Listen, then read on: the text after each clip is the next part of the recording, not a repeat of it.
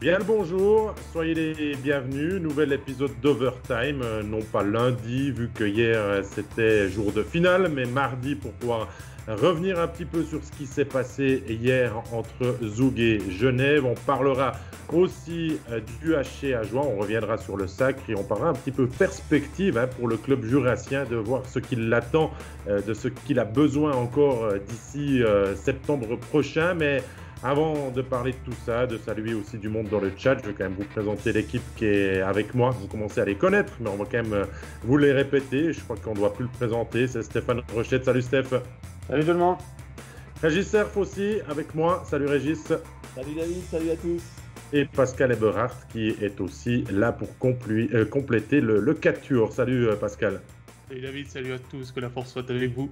Ah, ça c'est le petit clin d'œil facile de la journée du 4 mai, pour ceux qui auraient reconnu le clin d'œil à Star Wars, bien évidemment. Et moi-même, David Pietronigro, pour mener à bien cet Overtime épisode 18. C'est parti. On va commencer de parler de cette finale, de l'acte 1, que Zoug a remporté sur le score de 1-0 hier. Un but de Grégory Hoffmann a suffi finalement à la formation de Dan Tangnes pour prendre le premier point dans cette grande finale face à Genève Servette. Pascal, toi qui as été un spectateur averti de cette première manche, qu'est-ce que tu en as pensé de ce début de débat de finale-là ? Écoute, la première chose qui m'a frappé, c'est que Zouk s'est mis au niveau de son adversaire. On avait eu quelques doutes après le quart de finale contre Berne, après la demi-finale contre Rapperswil. Mais en fait, c'est simplement que Zouk jouait plus ou moins au niveau de son adversaire. Et là, avec une équipe qui était beaucoup plus compétitive, on a vu un Zouk très discipliné qui allait tout de suite chercher aussi les leaders adverses au niveau physique et qui a pu marquer sur la seule erreur de Daniel Monzato dans son remplacement. Il lève un petit peu trop la jambe, la tire-passe de Hoffmann passe dessous, ça fait 1-0 et au final, un gros Leonardo Giannoni aussi qui a finalement fait la différence aussi devant son but. Régis, toi, tu étais même encore peut-être le mieux placé de nous tous. Tu étais vraiment en bord de glace. Tu officiais en tant que reporter hier. Les interviews d'avant, pendant et après match, tu étais vraiment, vraiment tout près. Comment tu as perçu finalement ce match? Nous, depuis le studio, en tout cas, on l'a perçu comme un vrai match de finale. Est-ce que sur place, ça donnait aussi cette impression de vitesse, de force et de deux équipes bien préparées? Alors que les choses soient claires, hier j'avais l'impression d'assister à un match comme un spectateur de NHL parce que j'étais dans les sièges rembourrés VIP de Zoug à 1 mètre de la bande. J'avais vraiment les joueurs juste à côté qui se chargeaient, qui donnaient tout ce qu'ils avaient. Donc des conditions assez exceptionnelles d'un côté, puis inhabituelles de l'autre parce que nous, on est toujours un peu plus haut, on voit le match avec une certaine hauteur, donc j'avais un ressenti un petit peu différent par rapport à l'ordinaire, mais ce que j'ai ressenti surtout, c'est une bataille, quoi. Vraiment, il y avait une débauche d'énergie sur cette glace. Dès la première seconde, je sentais que ces équipes, elles allaient mettre leur trip sur la glace, et ça, je trouvais que quand on a l'occasion d'être aussi proche, on peut probablement encore mieux le percevoir que quand on est soit devant le petit écran, soit placé tout en haut dans la tribune, parce qu'à Zoug, pour commenter, il faut le dire, on est au plus haut possible. Donc, on ressent peut-être un peu moins ça. Donc, c'est ça qui était vraiment ma perception de ce match. Donc, hyper intéressant à suivre le match comme ça. On revoit aussi les actions chaudes, celle de Vuyamo dès la première minute de jeu, le but de Hoffmann, la chance aussi pour Asselin. On rappelle aussi que dans le chat, n'hésitez pas à poser vos questions. On a de moins en moins de matchs à décortiquer, donc on va aussi répondre au maximum de vos questions. Stéphane, toi, qu'est-ce que tu penses de la performance de Zoug? Je crois que Pascal l'a très bien résumé. C'est une équipe qu'on connaissait vraiment dominatrice dans toute la saison régulière, mais un peu, envie de dire chancelante, ça serait peut-être un mot fort, mais pas à son vrai niveau jusque-là. Voilà, on l'a vu, on en a parlé souvent contre Berne. Ils ont été perturbés par Berne, accrochés par Berne, ils ont été accrochés par Rapperswil. Bon, voilà, ça c'est quand même fini. Ils ne sont pas allés quand même à l'extrême limite, mais on les a sentis un peu suffisants, un peu l'air de se dire, de toute façon, on va y arriver quand même. On ne va pas se tuer à la tâche, on fait confiance à notre talent. Ça a donné ce que ça a donné. On a vu des matchs nettement moins bons. Ces matchs-là, il faut le dire, n'ont pas été très attractifs, notamment contre Rappersville. Certains fans nous disent c'est pas bien de dire des trucs contre Rappersville, mais on est désolé, le spectacle présenté, l'effort de Rappersville était louable, mais le spectacle présenté n'était vraiment pas très bon. Et j'ai toujours dit, je le répète, ça prend 2 équipes pour faire un bon match. Puis Zug, il s'est peut-être ajusté au niveau de l'autre équipe. Et quand une équipe est nettement moins bonne, essaie de faire de l'anti-hockey ou de l'anti-jeu, ça donne ce que ça donne. Et Zug a su. C'est ce qu'on a parlé en avant-match hier. Est-ce que Zug pourra monter d'un cran? Oui, on l'a vu. Contre un adversaire qui joue au hockey, qui est bon, qui est rapide, qui est physique, Zug est capable de suivre et à monter son jeu d'un cran. Plus le jeu est fluide, meilleurs ils sont. Et physiquement, ils ont été omniprésents. Kovar a distribué de nombreuses mises en échec. Je veux dire, Tom Ernest a goûté à la médecine de Kovar à quelques occasions. C'est clairement un target, c'est clairement une cible pour l'autre équipe. Ça a resté correct, mais dur. Et je pense que Régis s'en est rendu compte au bord de la glace. Les gens ne se rendent pas compte. Les gens regardent ça à la télé ou dans le haut des gradins. Quand vous êtes à la hauteur de la glace, je peux vous dire que c'est une toute autre histoire. Et moi, je fais une parenthèse là-dessus. Quand j'arbitrais, les gens ne se rendent pas compte à la hauteur de la glace comment la vision est différente, à quel point ça va vite, à quel point on ne peut pas tout voir, la perception du match est complètement différente. Et vous voyez, vous sentez l'intensité à la hauteur de la glace, que vous avez beaucoup de peine à sentir derrière votre téléviseur. Et puis, si vous le sentez derrière le téléviseur, qu'il y a une différence d'intensité, c'est parce qu'il y a une sacrée différence d'intensité, je vous le garantis. C'est que c'est un bon match, c'est clair. Il y a Loïc Glanin qui nous dit qu'il n'a pas trouvé Zug dominateur, que c'était vraiment 50-50. C'est vrai que c'est une finale qui s'annonce quand même indécise. 1-0 le prouve bien, Pascal. Mais on pouvait s'attendre à que Genève arrive peut-être avec des grosses garanties accumulées sur les 7 victoires de rang depuis le fait d'avoir perdu le premier acte contre Fribourg. Derrière, c'était une copie impeccable qui avait été rendue et que Zug qui arrivait peut-être pas avec des grandes garanties. On a quand même eu un beau match. C'est vrai que ça se joue sur des détails parce que Genève, les actions, ils les ont eues hier.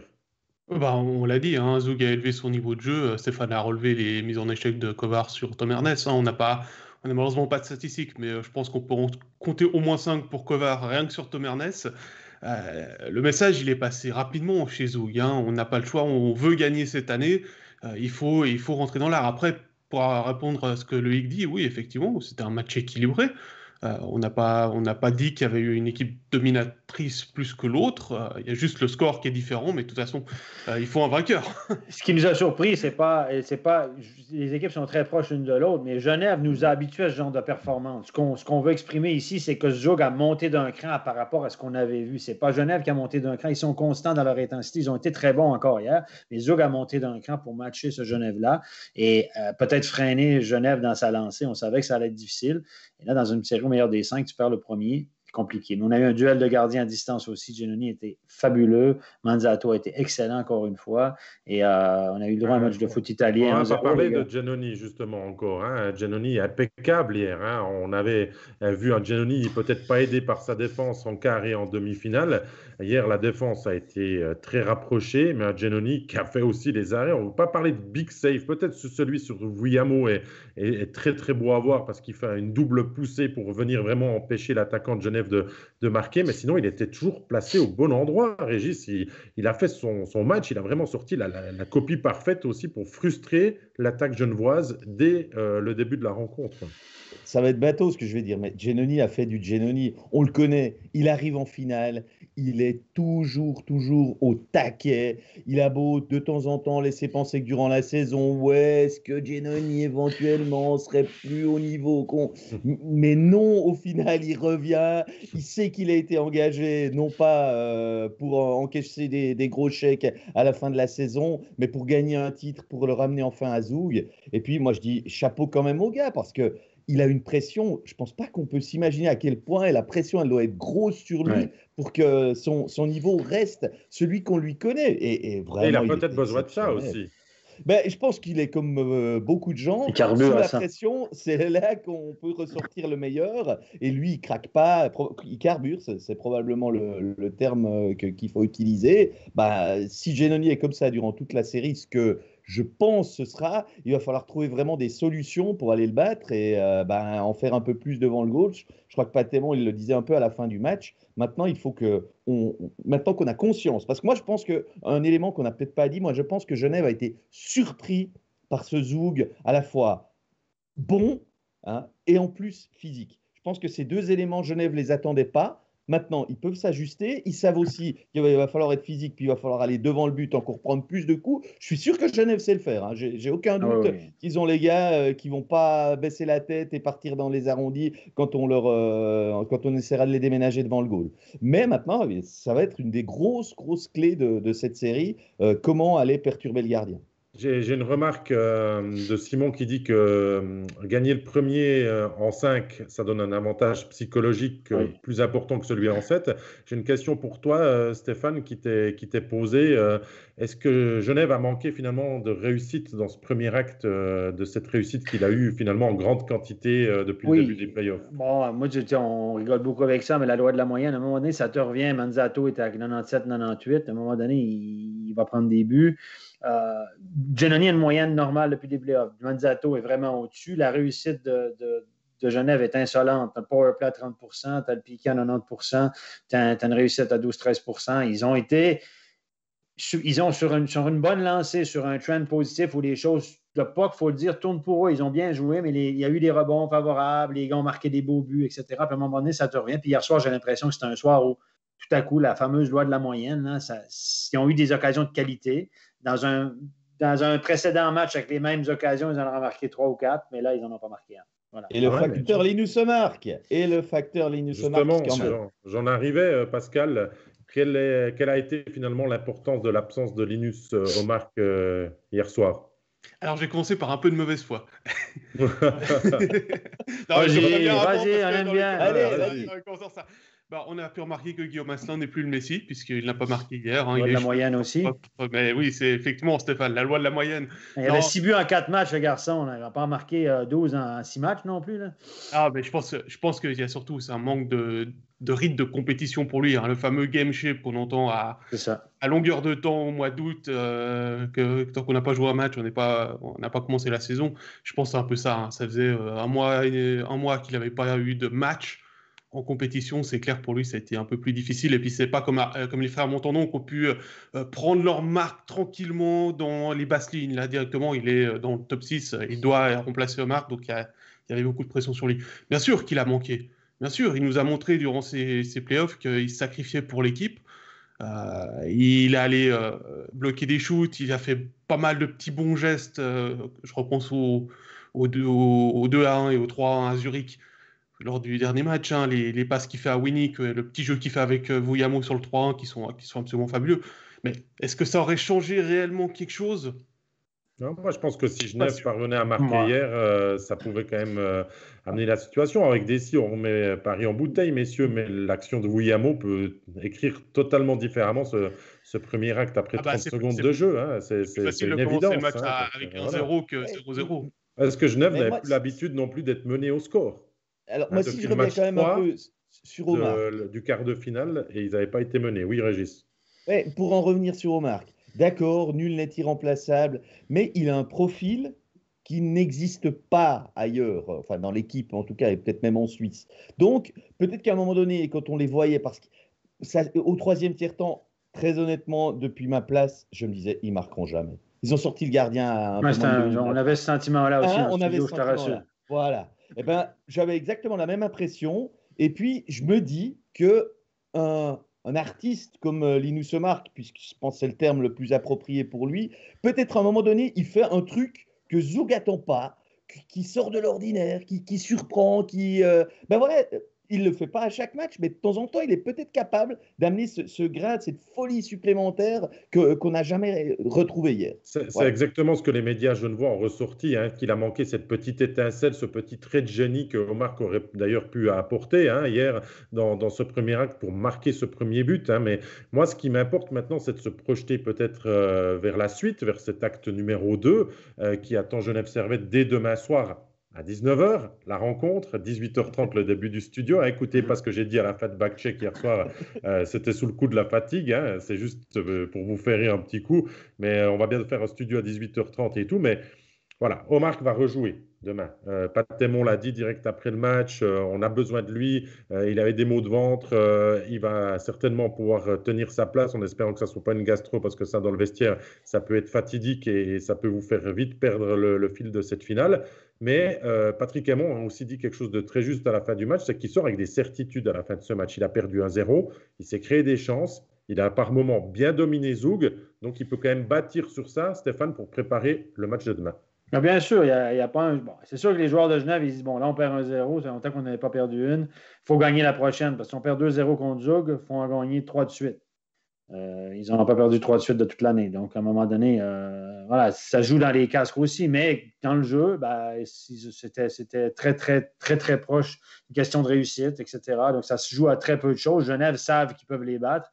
Ils font jeu égal avec eux. Il y a beaucoup d'engagement physique. Je pense qu'on va monter, Genève va monter d'un cran au niveau physique le prochain match.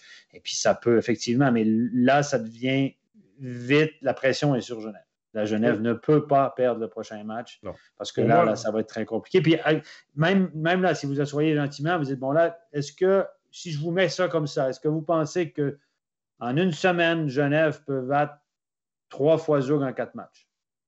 La réponse est toujours oui, mais c'est compliqué. Oui, mais la tâche, si vous la voyez... Il ne faut pas penser comme ça, les gars, c'est match après match, shift après shift.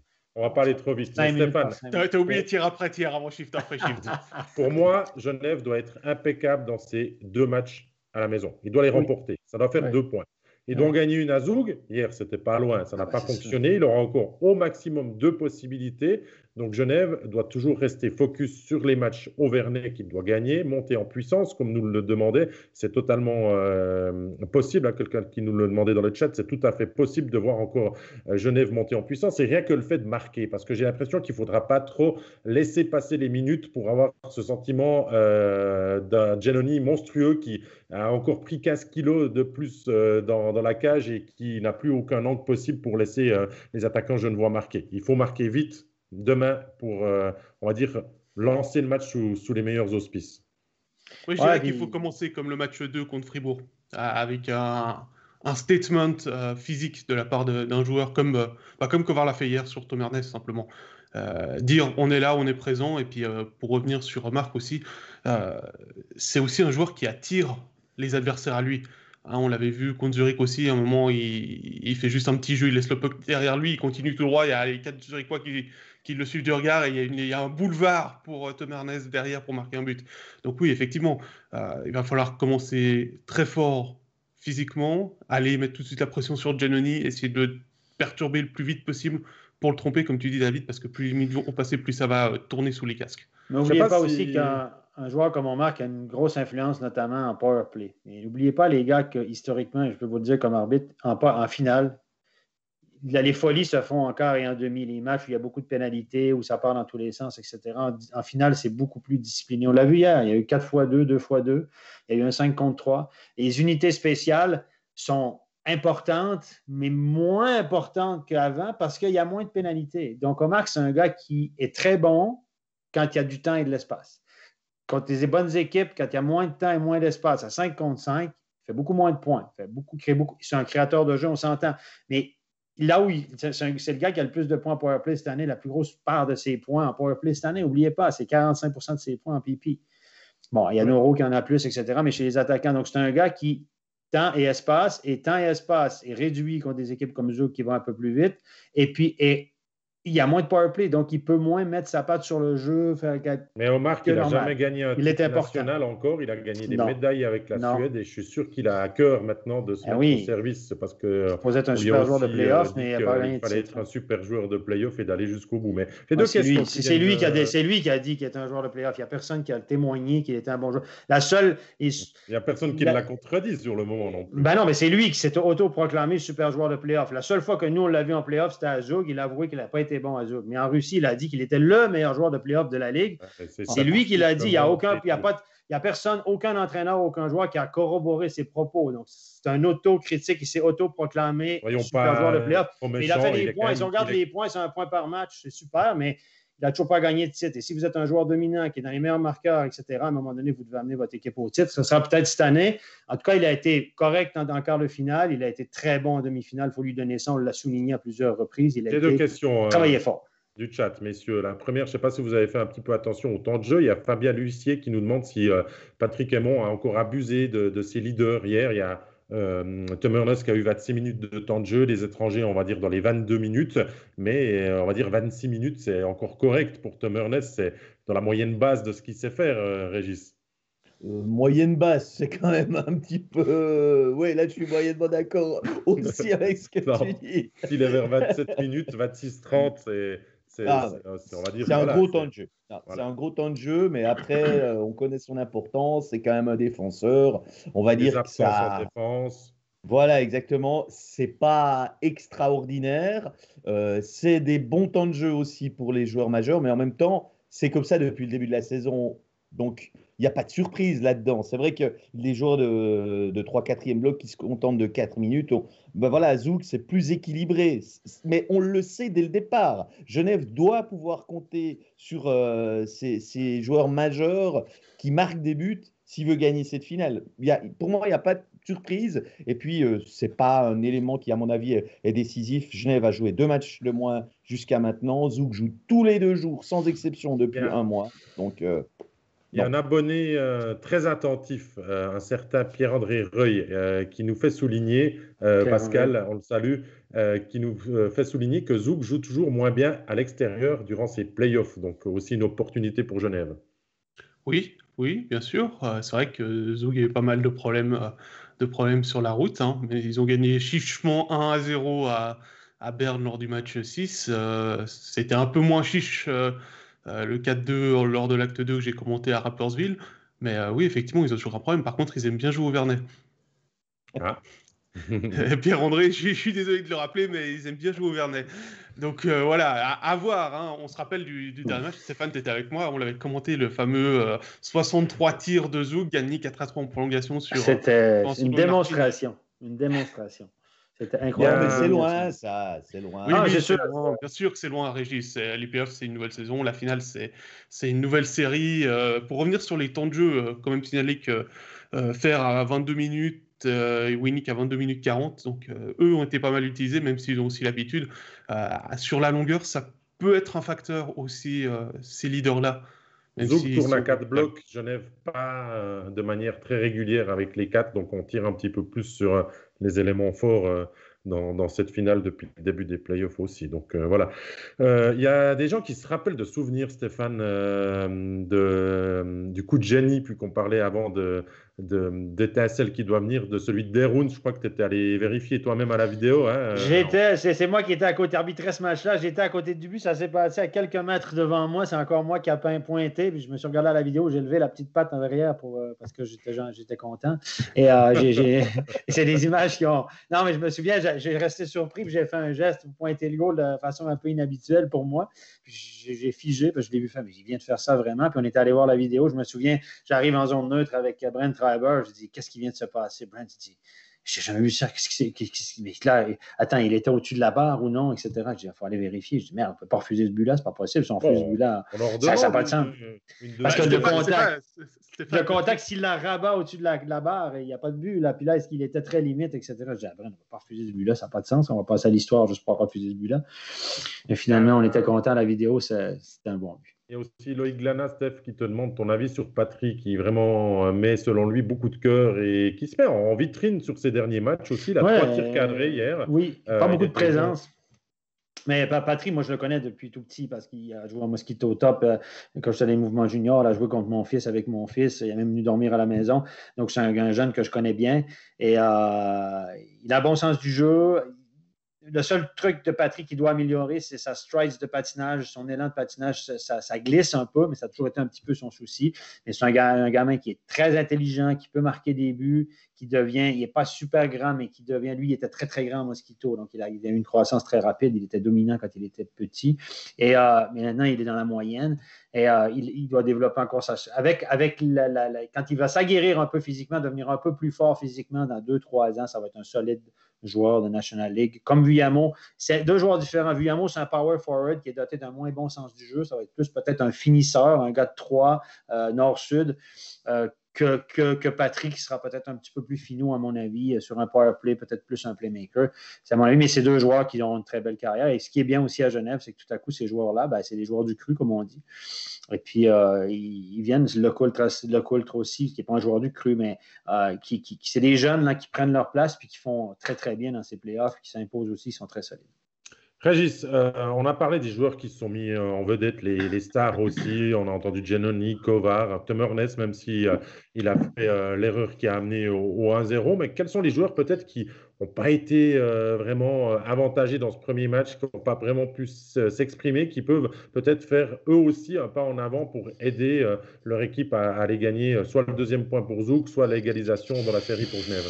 Oui, je crois, alors que ces joueurs ils sont trouvés dans le bloc Rod Richard, Vermin, un bloc qui n'a pas vraiment su tirer son épingle du jeu, Vermin, je l'ai trouvé vraiment en deçà. Je ne sais pas s'il avait un problème hier, ou en tout cas, c'était pas le grand qu'on est capable de voir. Et puis, jamais je les ai sentis vraiment percutants comme ils sont capables de l'être. Et puis, c'est vrai qu'à l'interview d'après-match, j'avais pris Noah Rod en me disant, voilà, capitaine, un petit peu ressenti. J'ai ressenti chez lui beaucoup de frustration. Et je pense que c'est représentatif de ce que cette ligne a connu tout au long de la soirée, n'a pas pu s'exprimer comme elle le voulait. Et pour moi, c'est l'élément, je dirais, qui n'a pas sorti son match. À Genève, oui, rappelle-nous, Régis, juste les derniers mots de ton interview de Rod qui donne un petit peu une idée de ce qui peut se passer demain, peut-être au Vernet. Alors, je sais que je l'ai piqué en lui disant vous allez arriver comment pour le match numéro 2. Et puis, je sais plus, il a dit qu'ils allaient les manger ou sauter à la gorge. Sauter à la gorge, voilà. Exactement. Comme ils ont fait dans le match 2 contre Fribourg, hein, Noah Rod était sorti le couteau entre les dents. Mais du côté de Genève, les gars, la première série, on s'entend que c'était Fair et moi qui ont été, la ligne de Fair et moi qui ont été très, très en vue. Richard est revenu au jeu, Rod aussi. Et là, dans la deuxième série, c'était Omar et Winnick qui étaient plus en vue. Donc là, on attend de savoir quelle ligne sera plus en vue, qui seront les leaders.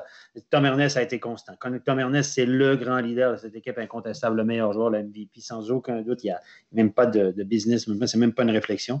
Et puis là, on se demande qui, en attaque, va prendre le flambeau dans cette finale, puisqu'on a un peu réparti les tâches entre les trios là, de façon informelle, évidemment. Bon, il y a Nicolas Schauer-Jans qui est en tout cas ultra confiant dans le chat qui dit que c'est le copier-coller de la série contre Fribourg. Genève qui perd le premier et puis derrière qui déroule. On attend le 8-3 contre Zoug. Je suis désolé, il y a quand même une offensive un petit peu mieux armée à Zoug. Et puis une défensive à contrôler. Elle est pas facile à manœuvrer, la défensive de Zoug, mais qui s'est en plus débarrassé du poids mort, entre guillemets, désolé pour cette expression de Cadonau dans cette série. Je pense qu'on va pas trop le voir sur la glace, sauf si tout d'un coup ça commence à devenir un peu trop musclé pour Wood-Tangnes qui va, dans ce cas-là, ressortir Gross pour remettre son homme fort. Salutations à Nico, parce que je le connais. Oui, il te salue aussi. Je viens de voir qui me salue. Des amitiés qui reviennent dans le chat aussi. On va continuer notre discussion. On a bien peint quand même et préparé peut-être l'acte 2. On vous donne rendez-vous demain à 18h30 sur MySports One pour le studio d'avant-match, 19h pour le coup d'envoi. Régis, tu seras aux commentaires. Stéphane, bien sûr, avec moi en studio demain. Pascal, tu veilleras bien sûr au bien du web pour ressortir tous les faits piquants. Et nous, on a terminé la première partie de cet épisode 18 d'Overtime. Et on passe à la deuxième. On descend d'un échelon, on descend à moitié d'un échelon et on parle du HC Ajoie. Si je dis qu'on descend à moitié, c'est que le HC Ajoie va monter en National League la saison prochaine. Il l'a mérité puisque les Ajoulots ont gagné le titre aux dépens de Cloton dans la grande finale de Swiss League. C'était mercredi dernier. On était sur place. On a vécu une très belle soirée que le HCA a aussi vécu avec beaucoup d'émotions. Il y a eu beaucoup de choses à raconter dans cette finale. Mais j'ai envie de revenir sur le sacre avant de parler peut-être de cette dernière et folle soirée que tout le monde a vécue dans le canton du Jura. Stéphane, toi, le succès de Ajoie, t'inspire quoi? Je suis comme tout le monde. Je trouve qu'Ajoie, c'est un club qui est sympathique à tout le monde en Suisse romande. Qui déteste Ajoie? Les Biennois, peut-être, là, dans l'ancienne rivalité, etc. Mais c'est vrai, c'est un club qui tout le monde dit « Ah, c'est cool, Ajoie qui monte. On est content d'avoir une équipe de plus en National League en Suisse romande. » Puis Ajoie, c'est le club sympa qui dérange pas grand monde. Et là, on voit durant la finale le clivage roman. Il y en a qui souhaitent que Zouk gagne parce qu'il souhaiterait peut-être en Suisse romande, mais surtout pas à Genève ou surtout pas à... Je trouve que c'est les rivalités que tu enlèves. Ouais, mais ça, c'est l'esprit de clocher. Je comprends, mais à un moment donné, on peut être solidaire d'un club roman. Ça serait bien d'avoir un club roman champion, etc. Mais ce clivage-là, je ne le ressens pas avec Ajoie. Peut-être du côté de Vienne, comme je dis, là, je ne suis pas dans cette région-là, mais et tout le monde, je rejoins, tout le monde aime bien Gary, qui est sympathique, qui a fait un super job hier avec nous aussi, et puis c'est un club qui attire la sympathie, et je me rejoins à ça. L'année passée, en Coupe de Suisse, quand ils ont gagné, j'étais au Canada, je regardais ça, puis j'étais ému. Il y a 2 ans, ou c'est l'année passée, je me souviens plus. L'année passée. Et puis là évidemment, tout le monde dit ben, c'est cool, c'est sympa. Patrick Howard, c'est un président qui est gentil. Vincent Deschamps est gentil. Les 2 étrangers, c'est des Québécois qui font dans la culture là-bas. Et c'est cool. Moi, ça m'inspire. C'est de la joie. Je suis content. Et puis, c'est pas un jeu de mots, là, c'est de la joie. C'est de la joie et de la bonne humeur. Non, mais après ça, je veux dire, les lendemains de veille, voilà. Là, c'est sympa, là. Mais la réalité, ça va être au mois de novembre l'année prochaine, au mois de décembre l'année prochaine, après la pause. On y arrive. Là qu'on va tomber dans le creux, la structure, parce que les gens voient l'effectif, voient le travail à faire pour figurer dans cette ligue. Il faut aller chercher des joueurs. Oui, il n'y a pas de relégués. Oui, c'est peut-être la bonne année pour monter, etc. Mais il y a toute une structure à mettre autour du club pour que cette équipe-là devienne une vraie équipe de National League. Et les gens ne se rendent pas compte de tout le travail qu'il y a à faire derrière. On va largement détailler ça dans quelques minutes. Pascal, j'aimerais t'entendre parce qu'on dit aussi dans le chat que c'est le cœur qui a pris le dessus contre l'argent que Cloton avançait aussi. Le cœur, l'âme jurassienne qui a réussi à battre, à renverser ce Cloton que tout le monde voyait déjà en National League. Bon, on va dire que c'est l'esprit du Jura. Hein. On le voit avec aussi ce qui se passe au niveau politique un peu plus... au sud, là où tu es, David. Non, moi, ce que je tiens à saluer sur cette finale, c'est l'esprit qu'ils ont montré. C'est tout le monde qui s'est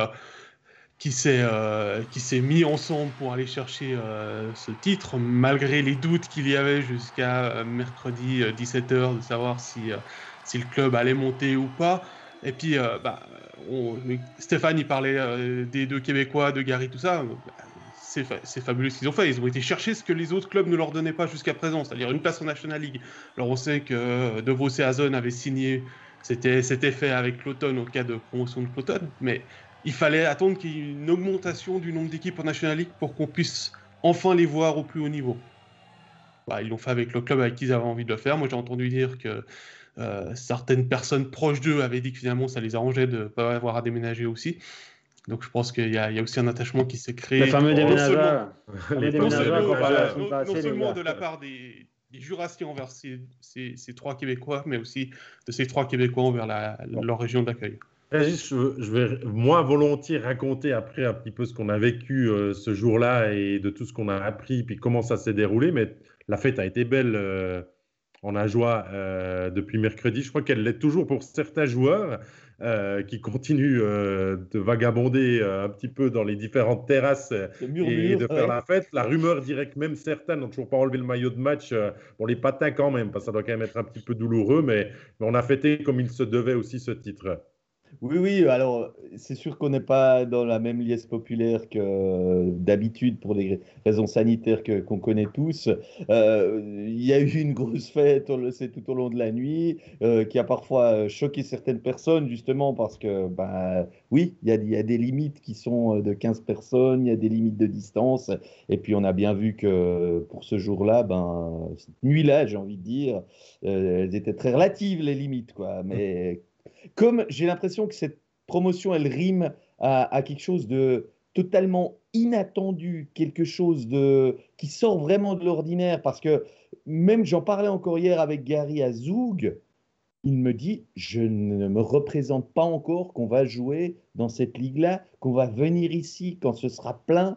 Je lui dis, mais pourtant, cette patinoire, tu la connais, tu l'as joué avec contre Zoug Academy et tout. Mais même, je trouvais que ce qu'il me disait, c'était vraiment à l'image de ce que je peux ressentir, c'est que personne ne se rend vraiment compte parce que contrairement à d'autres, il n'y a pas eu un plan établi sur tant d'années, on veut monter et tout. Là, il y a 3 ans, il y avait une vieille grange comme patinoire. il y avait une votation populaire qui était à préparer au mois de juillet 2018 pour faire une nouvelle patinoire, j'ai envie de dire, plus la rénovation, et on parlait même pas de National League à moyen terme. On le supputait du bout des lèvres. Et en 3 ans, ce club, il a décroché une coupe, le titre, la promotion. Dans 3 ou 6 mois, là, tout sera prêt au niveau des patinoires et tout. Donc là, on est encore dans waouh, qu'est-ce qui se passe, quoi. Je pense qu'on est plus dans Régis, il cette y a phase-là. quelqu'un dans le chat aussi qui nous demande si augmentation de la capacité de la patinoire va être faite. On parlait peut-être de mettre aussi au-dessus du banc des 2 équipes, finalement, des loges supplémentaires pour accueillir encore plus de monde et pouvoir peut-être mieux négocier aussi ce virage que va devoir prendre le HCA. Je dois t'en sais un petit peu plus.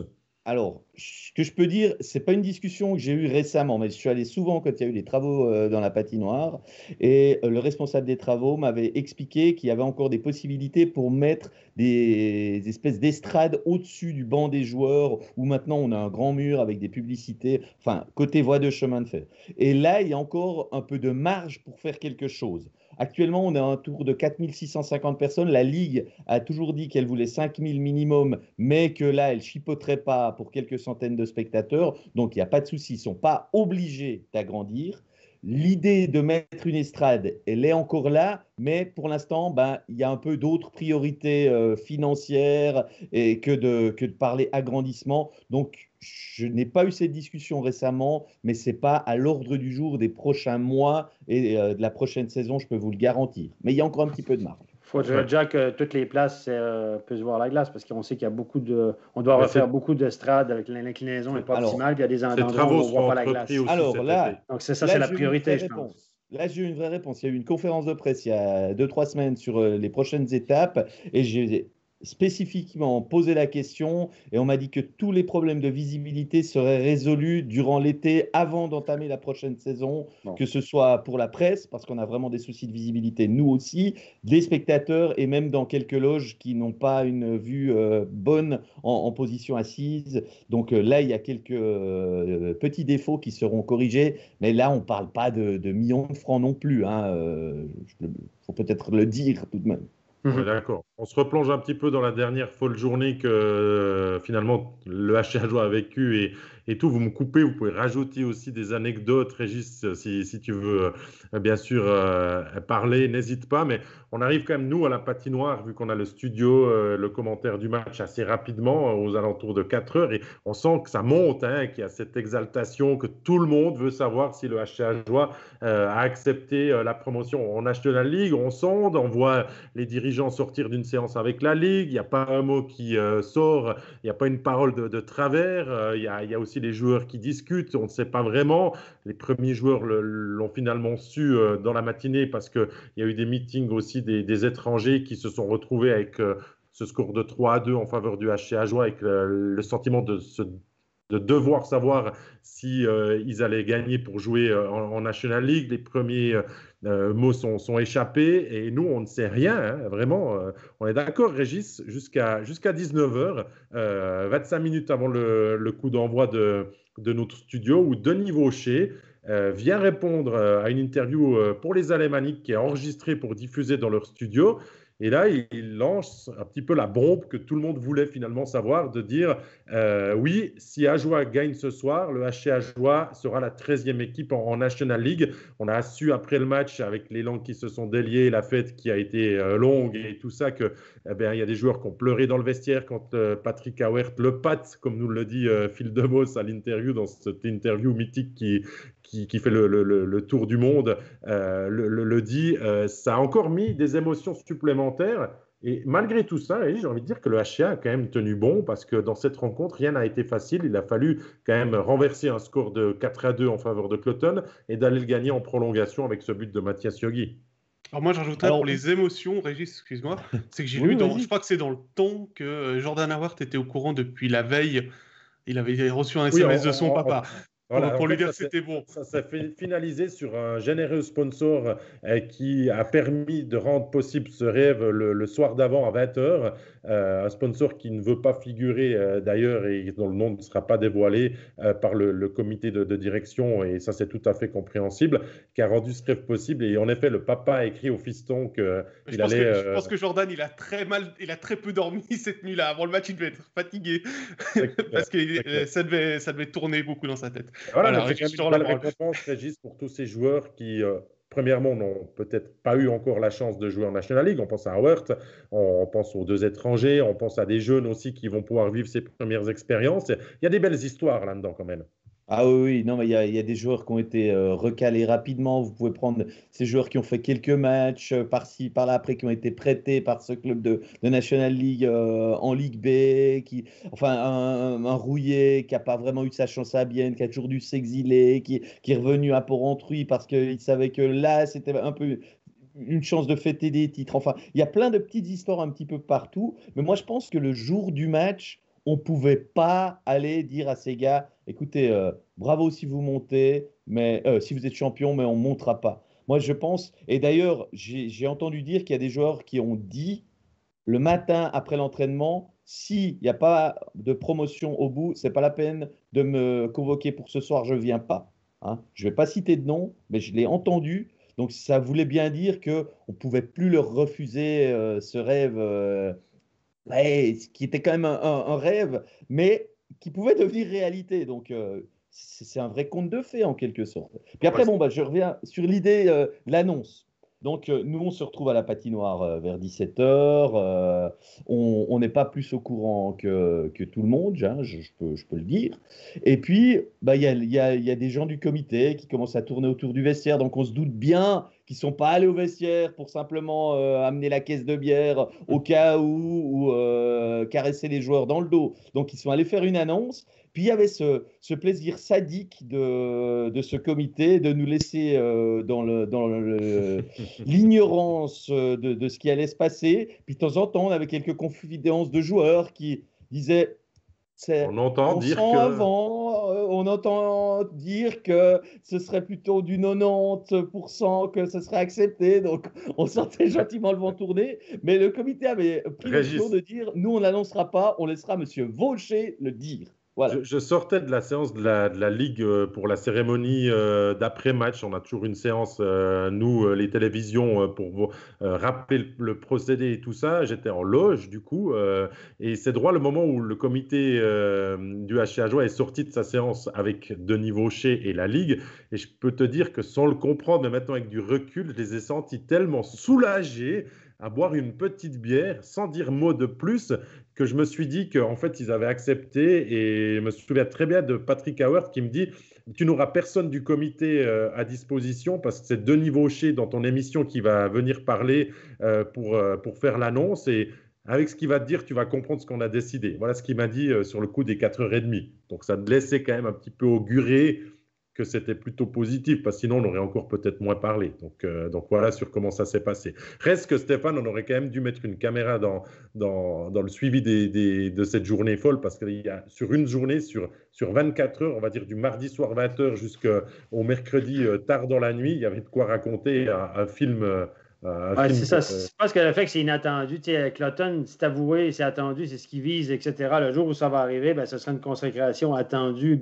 Mais là, c'est comme on verra bien et tout. Une bonne équipe, ça se va super bien depuis 2-3 ans. Ils nous surprennent champion-ci, champion-là. Là, tout à coup, au dernier moment, on se dit on monte. Et c'est une jolie histoire. Mais moi, je vous ramène à la terre un peu. Je sais que vous étiez dans l'euphorie de ça. Moi, j'ai vécu ça d'un peu plus loin parce que je n'étais pas sur place. Et je pense que les lendemains de veille, je persiste et je signe, les lendemains de veille vont être douloureux. Je sais qu'ils avaient une première séance, sauf erreur, ce matin. Donc, le party est fini. Là. C'est bon. Ce matin, c'est comme... c'est qu'est-ce qu'on fait, c'est quoi l'ordre du jour, on fait quoi à partir de maintenant, et là il y a du boulot, je peux vous dire les garçons, il y a du boulot que les gens n'imaginent même pas, tu sais, l'euphorie les gens, j'ai l'impression qu'on s'est fait prendre aussi dans la vague de mais on l'a, ça arrive pas souvent, l'occasion de monter, il faut en profiter, on verra bien, il n'y a pas de relégué, il y a plein de bonnes raisons, plein de tapes dans le dos qui se sont données, ils disent ouais, moi j'en bats, ouais. Je comprends les gens, l'euphorie, c'est souvent ça. Et moi, j'espère juste, et c'est mon côté pragmatique et rationnel, que les lendemains de veille ne seront pas trop compliqués parce que il y a beaucoup, les gens ne se rendent pas compte à quel point la différence au niveau déjà du jeu, mais aussi de la structure, de la professionnalisation de la structure, c'est un monde de différence. C'est incomparable à tous les niveaux, au niveau du coaching, au niveau du staff, de l'encadrement, du médical, du matériel, des repas, des déplacements, de tout ce qui rend la vie des joueurs confortable, tout ce qui est extra. Il n'y a pas que le salaire. Tout ce qui rend la vie extra-sportive, l'encadrement, les soins, tout. En Liga, les gars, ils sont bichonnés, ils sont nourris, logés, poncés, ils sont bichonnés. Et puis là, on n'a pas ça en Swiss League. En tout cas, très peu d'organisations Swiss League ont ça. Et ça devra changer pour attirer des joueurs. Et les gens ne se rendent pas tout à fait compte de ça après l'euphorie. Et je ne suis pas sûr que tout le monde s'en rend compte, même dans l'organisation. Pascal, toi, tu t'en rends bien compte parce que tu as été dans l'organisation d'un club de National League. Il faut prendre un virage énorme pour le HCH Joie de constituer un staff qui s'occupe et qui bichonne ses joueurs aussi derrière. Écoute, ça a été quelque chose qui a été reproché à Genève en 2002 quand ils sont montés. C'est Klaus Tag, hein, pour le nommer. C'était quand il travaillait au Blick à l'époque. Mais là, il aime bien Gary Sheehan, Klaus Tag, on va être bon. Là. Ça va être pas. Mais c'était pas il va pas trop détruire. Au coaching staff, Stéphane. C'était par rapport à l'encadrement. Où c'était reproché à Genève de ne pas avoir un bureau professionnel, un administratif professionnel. Il n'y a pas tous les clubs de National League en Suisse qui ont un encadrement administratif 100% professionnel. Donc, c'est possible de le faire. Après, je pense qu'il faut prendre un modèle comme celui de Rapperswil 2018, c'est-à-dire prendre le temps, ne pas se dire si en plus, comme il n'y a pas de relégation, si on traîne au fond du classement, Gary Sheehan dehors, on va prendre un autre coach, tout ça. Travailler sur la longueur, je pense qu'ils le font bien depuis quelques années avec Gary, continuer avec lui toute la saison. Quoi qu'il arrive au niveau des résultats, justement, il n'y a pas ce risque de relégation, c'est très important pour la durée. Et puis après, je vais vous poser une question de Billy Varpelin dans le chat, parce que je pense qu'elle est intéressante et peut-être que vous avez plus de réponses que moi là-dessus, parce que je ne m'y connais pas trop. C'est combien de sponsors de Bienne vont commencer à regarder du côté de Porrentruy ? Puisqu'on sait que les Pinois... Disons, dans un premier temps, je pense que le sponsoring a été vraiment trouvé à l'intérieur du canton avec des gens qui ont d'abord été des fidèles sponsors qui ont décidé aussi de mettre un petit peu plus la main en porte-monnaie. On a aussi entendu qu'il y avait ces nouveaux sponsors qui étaient arrivés, qui étaient jurassiens. Maintenant, c'est aussi le travail du comité de continuer d'aller chercher le plus loin possible et de convaincre aussi des grandes entreprises peut-être d'aller agrandir ce budget. Mais ça, c'est de loin pas gagné. On doit rester d'abord familial et peut-être homemade. Non, mais David, Patrick Auert connaît quand même très très bien ce club et le tissu économique. Il voulait s'assurer, et je dis bien s'assurer, avant d'accepter cette promotion, qu'il avait l'argent, qu'il avait bouclé l'argent pour avoir les 7 millions. C'est fait, ça. Aujourd'hui, ils n'ont plus besoin d'aller frapper à toutes les portes. Si ils en trouvent d'autres, ce sera, en guillemets, du bonus, du plus. Oui, mais pour la saison prochaine. Mais après, tu dois quand même être un peu plus... On va rester à 7 millions. 7 millions, ça ne suffit pas. Voilà, mais aujourd'hui, ils voulaient au moins s'assurer sur 3 ans d'avoir trouvé l'argent. Visiblement, ça a été trouvé, ça. Ils ont eu le feu vert, des partenaires qui augmentaient, trouver des nouveaux. Voilà, donc ils ont garanti ça. Moi, je pense qu'aujourd'hui, il y a aussi une visibilité qui peut s'assurer minimum sur 2 ans au niveau national, ce qui n'était pas le cas jusqu'à présent. Donc forcément, et je peux vous dire que dans ceux qu'ils ont trouvés, ce ne sont pas que des Jurassiens, ce sont aussi des entreprises qu'ils ont réussi à, j'ai envie de dire, trouver à l'extérieur en se disant, vous aurez de la visibilité. Moi, je pense que le gros travail qui attend maintenant ce club, c'est que c'est un club amateur, qui est en main de 3 à 4 personnes qui gèrent absolument tout, sauf l'équipe au quotidien, qui est dans les mains de Gary et de Vincent Leschen.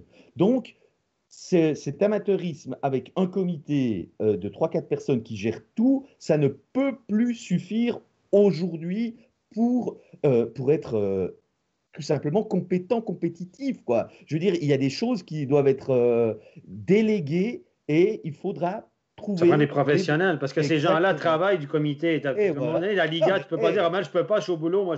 C'est des gens qui ont une vie professionnelle active à côté, qui disent, exactement. attends, moi, je ne suis pas Voilà. disponible pendant 2 jours, je suis en déplacement professionnel. Non, ça ne peut pas attendre, c'est maintenant. Il faut une réponse maintenant. Puis, il y a du marketing, il y a de la sécurité, il y a c'est énorme. Les gens ne se rendent pas compte. C'est ce que tu dis, c'est un club amateur qui devrait se professionnaliser à tous les niveaux. Pas juste sur la glace. Il y a l'effectif, c'est une chose, mais tout à côté. Et c'est ça que les gens, dans l'engouement, les gens disent, ah, ça va aller, etc. Ils ont fait des miracles, honnêtement. Même en Swiss League, c'est pas une des organisations les plus structurées au niveau encadrement. Comme tu dis, c'est amateur, ça se fait à la bonne franquette, les gens mettent la main à la face, on a du temps. Mais les gens ne se rendent pas compte à quel point ils ont obtenu des résultats extraordinaires avec une petite structure, même une petite structure de Swiss League. Mais ça ne suffira plus, c'est très clair. Non. Mais je suis d'accord avec Pascal qui dit que la relégation n'aura pas lieu la saison prochaine. Donc, au niveau sportif, on peut encore partir avec le maximum de joueurs qui sont déjà sous contrat, renforcer ce qu'il se doit ou ce qu'il faut finalement l'effectif. On en parlera d'ici quelques instants. Mais c'est vrai que c'est tout ce qui tourne autour de ce club aussi pour le rendre attractif, pour que des joueurs soient intéressés de venir peut-être. Et peut-être pas cet été, mais l'année prochaine ou dans 2 ans, si la joie reste. C'est qu'on doit aussi donner envie à des joueurs peut-être de plus grande envergure de venir, ou à physio, ou à masseur, ou à un assistant, ou à un responsable. Enfin, voilà, il y a plein de domaines sur lesquels le HCA va devoir travailler. Mais nous, on va quand même se concentrer sur le sportif, messieurs, c'est ce qu'on sait faire de mieux. On peut mettre en garde tout le monde et mettre les warnings que oui, Ajoie est encore loin d'être un club on va dire sur le long terme en National League, mais sur le sportif, on peut regarder un petit peu l'effectif qui est déjà à disposition de Gary Sheehan. On a préparé un petit tableau à cet effet pour vous montrer que, eh bien, défensivement, Tim Wolf sera le gardien partant, à moins qu'on ait une possibilité ou de lui trouver un bis. En défense, 5 défenseurs sont sous contrat. Howard, l'expérimenté capitaine, fils du président, qui va pouvoir vivre ses premiers matchs. Pouilly, le jeune qui monte. Birbaum, qui revient en National League après avoir connu des dernières saisons entre la France et le HC Ajoie. Rouillet, Régis, tu nous l'as dit avant, qui joue à Bienne, qui a eu une mononucléose et que sa chance ne lui a jamais été redonnée dernière. C'est une belle revanche sur lui. Eigenmann, qui a joué quelques petits matchs, mais qui est un défenseur quand même bien expérimenté en Swiss League, qui devra faire un step supplémentaire. Et à l'attaque, il y a tous les joueurs que vous voyez, avec l'ajout de Lou Bogdanov, qui est le transfert qui a déjà été officialisé. Les étrangers, il y en a 2 sur 4 qui sont déjà sous contrat. Il va falloir en trouver 2 autres. Schmutz, Frossard et Yogi, on va dire, peuvent jouer en National League, à mon avis, et se mettre à niveau. Frey, qui venait de Turgovie, a fait une bonne saison à voir. Schneck, Maka sont des hommes de la 4e ligne. Bogdanov aussi à voir ce que ça donne. En suspens sur le côté, les dossiers encore ouverts sur lesquels le HCA peut travailler. Régis, toi qui connais bien le club, ton avis sur déjà ce que Gary a entre les mains, et on parlera après de ce que Gary peut-être a besoin. Il a entre les mains des joueurs qui ont soit une petite expérience de National League, soit pas d'expérience du tout, à l'exception d'un Mathias Yogi qui là-dedans fait, et d'un Alain Birbaum, pardon, qui les deux font un peu les deux exceptions, j'ai envie de dire. Donc, on n'a clairement pas une équipe moyenne de National League. Je pense que tout le monde en est conscient. Simplement, on attend de voir ce que ça peut donner et on donne sa chance à commencer par les 2 étrangers. Depuis le temps qu'on en parle, ils ont le niveau, ils n'ont pas le niveau pour la National League. Cette fois-ci, c'est le moment qu'ils nous prouvent qu'ils ont ce niveau. Donc, en termes de ce qu'il y a sur le papier, c'est clairement pas une équipe moyenne de National League. Pour moi, ça fait aucun doute. Il y a l'inconnu aussi, Tim Wolf. Après, vas-y, termine, vas-y. Oui, il y a l'inconnu Tim Wolf. Parce que j'ai plus en tête le chiffre, mais je crois 78 matchs de National League, donc il a une certaine expérience, mais il reste un gardien au niveau de l'expérience qui n'a pas convaincu qu'il était un vrai portier de National League. Depuis 2 saisons, même 3, je dirais qu'il est devenu un portier d'excellente facture dans les tops de Swiss League. Est-ce que ça fait de lui un bon portier, à l'exemple d'un Melvin Niffler? Est-ce qu'on pourra un jour dire Tim Wolf, il vaut Niffler? Aujourd'hui, on ne le sait pas encore. Je crois que c'est c'est là, sur des joueurs comme ceux-là, que repose aussi la saison qui vient, de savoir comment ils vont faire ce step en avant à l'étage en dessus.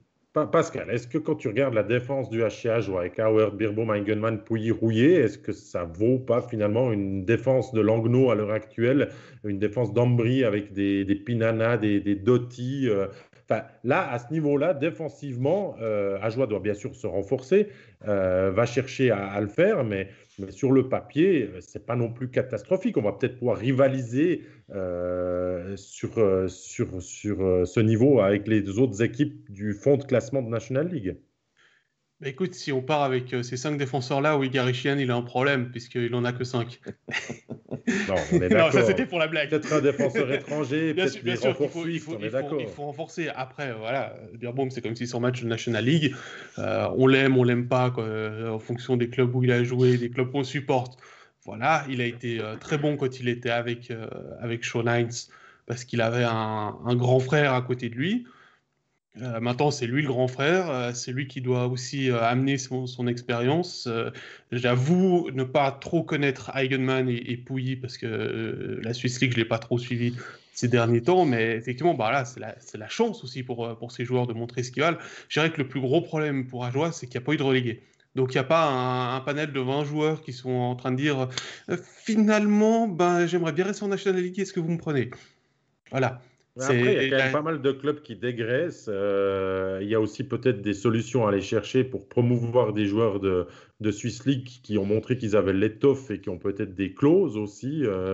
Enfin, Stéphane, toi, ton avis sur l'effectif là du HCA Évidemment, moi, depuis la cet semaine été? passée, vous savez que je suis souvent sur le téléphone, je parle à un paquet de monde, etc. Puis tout ça, moi, je dis, bon, T'es en train de nous dire que t'es un agent de joueur? non, mais je parle avec des agents de joueurs aussi, je parle avec un peu tout le monde. Et moi, le consensus autour d'Ajoie, puis ce que je vois, moi, c'est que, je vais être dur, là, dans cet effectif actuel, il n'y a aucun défenseur top 4 de Liga, de National League. Il n'y a aucun joueur de deuxième et troisième ligne. On a une bonne première ligne. Peut-être si on va ajouter un étranger, peut-être une ligne et demie. On n'a pas de 2 puis de 3 qui peuvent réaliser avec les 2 puis 3 de toutes les équipes de la Ligue. Ou peut-être Ambry, Langnau éventuellement. Puis on a des joueurs de 4. Donc on a des joueurs de première ligne, on a des joueurs de quatrième ligne. 2 et 3. C'est bien pour ça que je n'ai pas comparé. Et puis il n'y a pas de avec top les autres 4. Et équipes. puis je veux dire, Howard, je l'aime beaucoup, mais même en Swiss League, on voit qu'il a ralenti. C'est un super gars, il a une carrière, etc. À son meilleur, il a essayé de jouer en Liga, ça n'a pas fonctionné. Alain Birbaum a joué en Liga à son meilleur. Maintenant, il est en fin de carrière à Birbaum, il ne s'en cache pas. Je veux dire, ça reste aussi un petit gabarit. Il a un excellent sens du jeu et tout ça, mais Rouillé, il n'a jamais pu faire sa place en Liga. C'est un petit gabarit aussi. Là, il y a Ibicha, peut-être, probablement qu'on va garder. Mais je veux dire, il y a un cruel manque, là, honnêtement, si vous regardez ça froidement. Puis au goal, écoutez, il y a quelqu'un qui m'a dit, je ne vous dirai pas qui m'a dit, Steph, c'est pas compliqué. L'année prochaine, à Joie, ils s'en vont en National League, ils vont se faire bombarder toute l'année. Quand on est en défense, on va jouer les contre-attaques, on va jouer comme les petites équipes, on va essayer de se défendre au mieux, boxer out, avoir de la circulation devant le but, avoir des tirs en périphérie. On sait qu'on va être largement dominé dans à peu près 90% des matchs. Ton joueur le plus important, ça va être qui? Ton gardien. Est-ce que Wolf a le niveau nécessaire pour être un top gardien, un gars qui va te sauver 4-5 matchs dans l'année, qui va te faire toute la différence dans ta saison, qui va te tenir à flot, etc.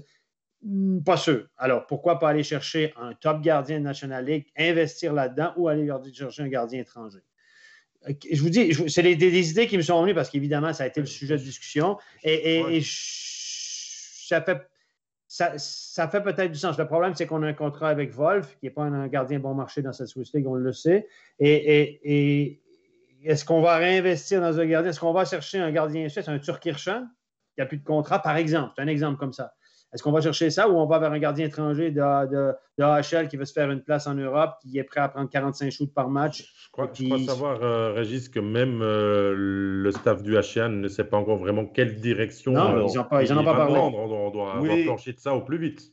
Alors, j'ai parlé un tout petit peu du gardien avec Gary hier.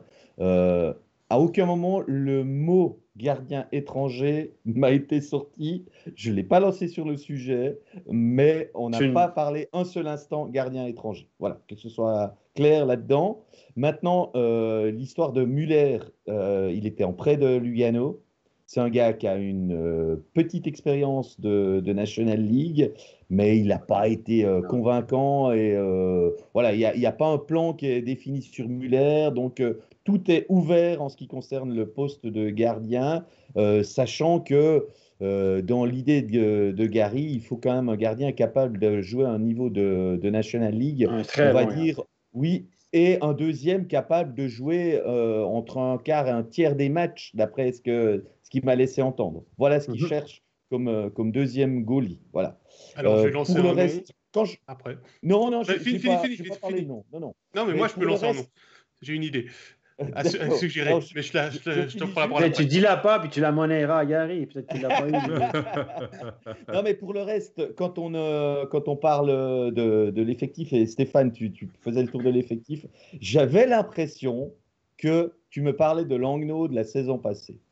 Je te le dis honnêtement. Quand tu me disais en défense, il n'y en a pas un, je me disais Ajoie probablement engagera un défenseur étranger, donc il va jouer un peu comme Glauser, le numéro 1 à Langnau, qui n'avait, de mon point de vue, qu'un premier bloc, et encore, souvent on y mettait encore un jeune à côté, il était dilué, et puis derrière il n'y avait pas de bloc 2, 3. Enfin, non, mais tu as des Dostoyanov, tu as quand même une ossature de gars sur la 2 et la 3 qui jouent en National League depuis plus d'une saison. Là, tu n'en as aucun. C'est pas Steven Maka qui peut assumer un rôle sur une 2 maintenant. Je le connais, Steven, je l'aime bien. Peut-être dans 2-3 ans, mais maintenant pas. Arnaud Schnegg, etc. Yogi, ça fait 5 ans qu'il ne peut plus jouer en National League, les gars. C'est un gars qui peut faire 2 minutes par période sur une 4, 3 minutes par période sur une 4, en piqué éventuellement. C'est le rôle qu'on va lui donner, Stéphane. Oui, je sais, mais de la 2, la 3, ça te prend de la profondeur, là, ça te prend de la chair autour de l'os sur la 2, la 3. On rappelle comment Rapperswil a bâti son équipe. Il est aussi allé chercher les bannis un petit peu de toutes les autres équipes pour en faire finalement une de ses forces sous Jeff Tomlinson. Donc, est-ce que Ajoie ne doit pas aussi aller chercher ce genre de joueur pour construire ça il faut aller chercher de la profondeur là. L'attaque. On a 2 étrangers qui ont enfin à cœur de prouver avec leur club, comme ils nous l'ont dit, ce qu'ils peuvent faire en National League. Comment on procède, peut-être pour toi, Pascal, sur les 2 autres engagements des mercenaires pour le HA? Est-ce qu'on fait attaque à 4? Est-ce qu'on met un défenseur étranger? Toi, ton sentiment? Alors, ça dépendra tout de quel gardien on va pouvoir aller chercher du côté d'Ajoie.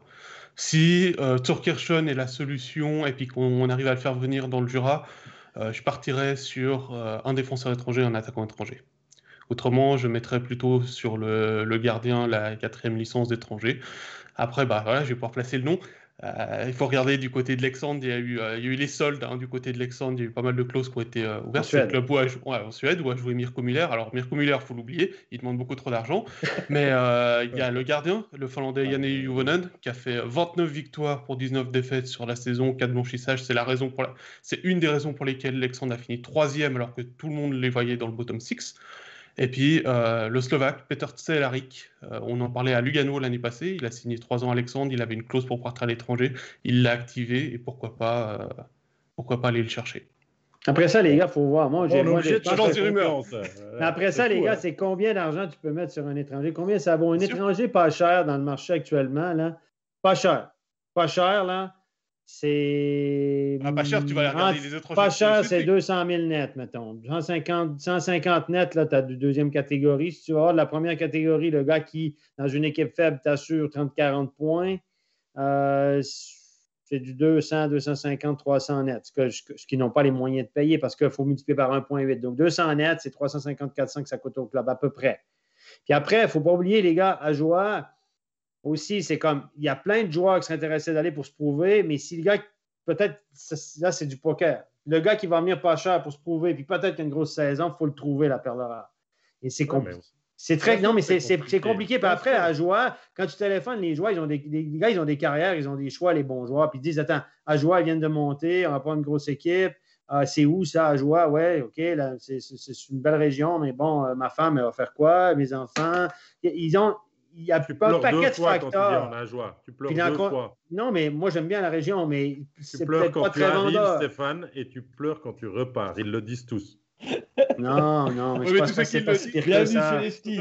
Mais c'est particulier. Je veux dire, on a pris des Québécois au cours des années à Ajoie aussi parce que c'est plus facile dans la communauté, c'est francophone. Et si tu arrives là, tu ne parles pas un mot français dans le Jura, là. Je suis Purée, d'accord. Mais, c'est long, hein, c'est messieurs, long. on n'oublie pas qu'il n'y a pas de relégation l'année prochaine et puis que le HC Ajoie peut partir avec l'équipe qui pourrait très bien faire que Oui. 10 victoires, 42 défaites et quand même être maintenu et pouvoir préparer sur 2 ans. Donc on est peut-être un petit peu sévère. Nous, on l'a dit Non, avant, est-ce qu'on ne doit pas mettre peut-être plus d'argent dans la structure que plutôt sur l'effectif sur la glace? La question, elle est peut-être déjà là hein, à doser pour les dirigeants. la structure, tu ne peux pas passer à côté parce que si tu n'as pas de structure, si les joueurs se parlent entre eux, les joueurs se téléphonent, ils disent moi je veux venir à la joie, bon, ça ne sera pas une grosse équipe, il m'offre un petit peu moins d'argent, mais c'est comment l'encadrement? Si les joueurs commencent à ressortir l'encadrement, les gars, c'est amateur au possible, ben ça ne va pas aller. Si les gars ils disent ah, mais à joie, c'est une petite ville, c'est peut-être pas attractif au niveau géographique, c'est pas une grosse équipe pour l'instant, mais l'encadrement, c'est tip-top, c'est catégorie A1, c'est business class.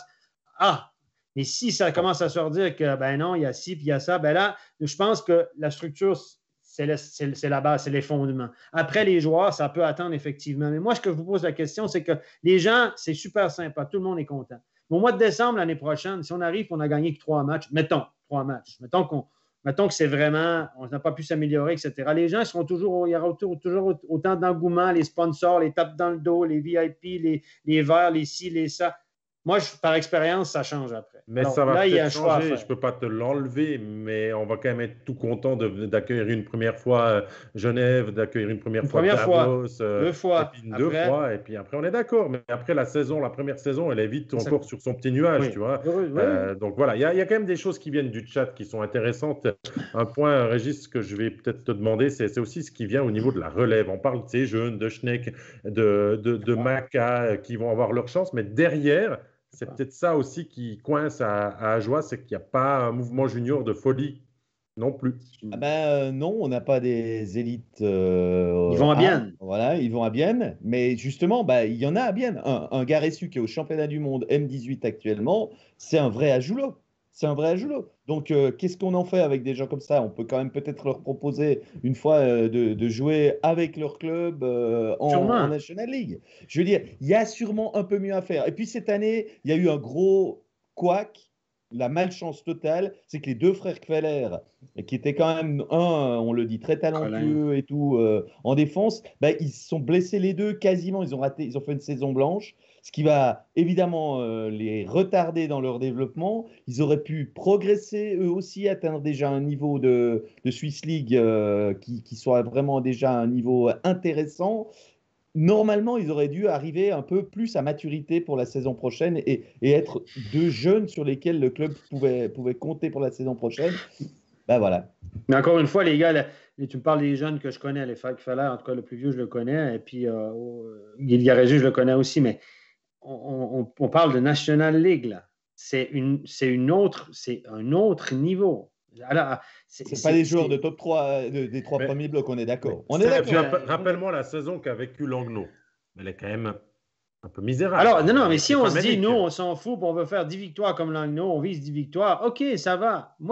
Oui, on peut le faire. Oui, on peut végéter dans les bas-fonds pendant 2 ans.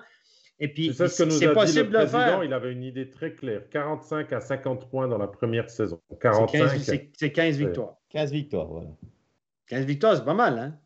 C'est pas mal, mais si on est en dessous ou juste en dessous, c'est déjà... C'est une victoire tous les 3 matchs. Mais évidemment, c'est possible de se dire, OK, on y va, puis les gens, ils vont nous soutenir, même quand on perdra 8 de suite, puis on prendra 9-2 à la maison contre Zug, et tous les gens, ils vont payer 60 balles, ils vont aller en coupe, ils vont investir 120 balles pour aller voir jouer. Et moi, c'est ce bout-là que je me dis, à chaque fois que les équipes ont fait ça, il n'y a pas eu de soutien indéfectible des gens. Au bout d'un moment, les gens, ils disent, ah, mais quand même, mais tu vois, puis ça comme...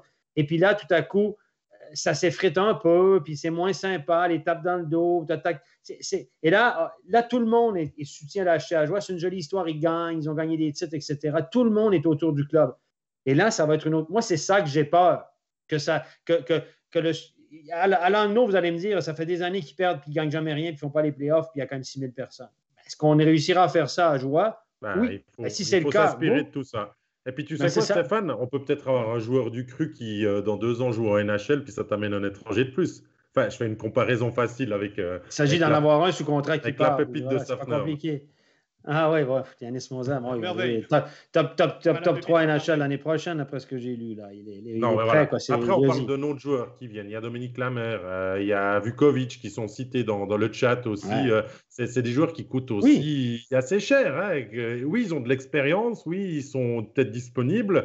Mais ce n'est pas non plus gagné d'avance de les faire venir. Mais bon, on a quand même bien dépeint, messieurs, je crois, le défi qui attend le HC Ajoie dans sa merveilleuse aventure en National League. Oui, la fête a été belle. Maintenant, les joueurs ont peut-être 2-3 semaines de repos, vont aussi devoir faire une préparation estivale différente pour être prêts pour jouer. Ça aussi, ça doit se professionnaliser. Là. Ça aussi, ça doit Voilà, ils ont un préparateur physique aussi qui devra faire ça à plein temps et travailler là-dessus. On a compris que la structure doit être améliorée et tout ça. On a aussi un effectif qui est pour l'instant, bien sûr, compliqué pour la National League, mais laissons travailler le HC Ajoie. C'est la belle histoire. Nous, on est contents. Ça fait une équipe vraiment de plus. Pour nous, à MySports, c'est sympa. Puis, je pense que Régis va quand tu vas faire les plannings, David, il va dire, moi, j'habite pas loin de Port-Rentruy. Les matchs à la maison, je peux les commenter. Ouais, mais non, mais c'est vrai. C'est cool. C'est cool parce que pour nous, c'est clair qu'on est tous très heureux. Qui voudront venir voir la Raiffeisen Arena aussi. Aussi, se déplacer. Puis le premier qui fera aussi le déplacement volontiers. Puis dormir aux 5 étoiles qui est au centre-ville. C'est quoi le nom de l'hôtel déjà? Non, mais non, mais c'est vrai qu'on est tous contents, il faut le dire. Moi, j'essaie juste de calmer ma joie un peu parce que j'essaie de me dire, j'entends je sens les inquiétudes derrière parce que j'ai vu ça. Mais on est content. Ouais, je suis trop pragmatique. J'essaie de ramener trop les gens sur terre trop vite. Je vais laisser l'euphorie aller un peu, mais on est tous très heureux, évidemment, d'avoir 5 équipes en National League. Et puis, c'est vraiment clubs romans, 5 clubs suisses allemands, 6 clubs suisses allemands, 2 clubs tessinois. On revient avec des arguments du côté de la Romandie. C'est cool. Genève de gagner le titre. De la Suisse alémanique, il y a un club roman qui va tout d'un coup redevenir très intéressant et très alémanique. Je dis ça, je dis rien. Tu dis ça, je dis rien. Toi, tu es en train de nous faire de la politique. Tout à coup, Bien va officiellement. Je suis en train de nous dire que dans la tête des gens. Non, mais Bien est souvent laissé de côté par les médias alémaniques. Je pense que désormais qu'il y a 7 clubs latins et 6 alémaniques, Bien va être beaucoup plus alémanique dans les médias, chez nos confrères alémaniques, pour tout ce qui est suivi. Bon, messieurs, on arrive bientôt à 1h10 d'émission. On aurait encore pu parler de la répartition des groupes dans lesquels le HC Ajoie a été placé, mais on va laisser aussi voir si ça évolue à ce niveau-là. Merci Stéphane, merci Régis, merci Pascal d'être avec moi dans cette très bonne émission. Merci aussi à Michael Bartels pour la bonne direction des manœuvres en coulisses. Messieurs, on se repose un petit peu aujourd'hui. On remet une couche demain pour l'acte 2 de cette finale. Allez manger, reposez-vous. Merci à nos fidèles abonnés. 18h30, émission d'avant-match. C'est sûr, Régis? Moi, j'ai entendu 19h30 hier soir. Maquillage à 4h30, David. Maquillage à 5h moins quart, 5h. Oublie pas, hein? Tout à l'heure. T'amènes le pique-nique, Stéphane, pour midi, la première séance et tout ça? Exact, c'est comme ça, c'est fait. Une petite poutine, ça cale, on fait la sieste après. Fais gaffe à la poutine, attends, ils se dormir pendant le studio. La poutine avec du ketchup, un grand verre de lait, puis c'est bon pour l'estomac, tu vas dormir, après tu dors. Allez, vous l'avez compris, merci aussi d'avoir été avec nous pour ce 18e épisode d'Overtime. Vous nous retrouvez sur toutes les plateformes de podcast, sur YouTube aussi. Vous pouvez réécouter aussi sur Facebook. N'hésitez pas à partager, bien sûr, à vous abonner. On vous compte de plus en plus nombreux et c'est aussi grâce à vous qu'on a aussi beaucoup de plaisir à faire tout ça. Allez, passez une très bonne journée. À demain. Bye. Bye.